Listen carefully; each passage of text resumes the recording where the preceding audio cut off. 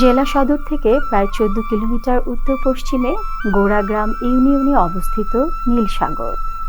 রাজা বিরাটের সময় গ্রামে ছিল অসংখ্য গরুর আস্তানা। গরুকে তাই পানি খাওয়ানোর জন্য অষ্টম শতাব্দীতে তিনি এই দিঘিটি খনন করেন বলে জনশ্রুতি আছে। তখন এর নাম ছিল বিরাট দিঘি বা বিন্না দিঘি। উত্তর দক্ষিণে প্রায় ১ কিলোমিটার দীর্ঘ এই দিঘি।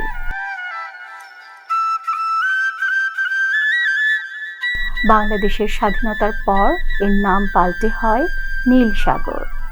দিঘির পূর্ব পাড়ে একটি হিন্দু মন্দির ও পশ্চিম পাড়ে একজন মুসলিম দরবেশের আস্তানা আছে।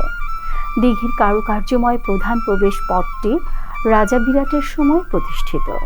প্রতি বছর বৈশাখ মাসের পূর্ণিমায় বারুণী স্নান উপলক্ষে নীলসাগর দিঘির পাড়ে মেলা বসে। এছাড়া শীতে প্রচুর অতিথি পাখির সমাগম ঘটে এই জলাশয়ে। নীলসাগর দিঘি এলাকায় আছে জেলা পরিষদের অতিথিশালা। জেলা প্রশাসকের অনুমতি মিললে এখানে রাত কাটানোর সুযোগ পাওয়া যাবে।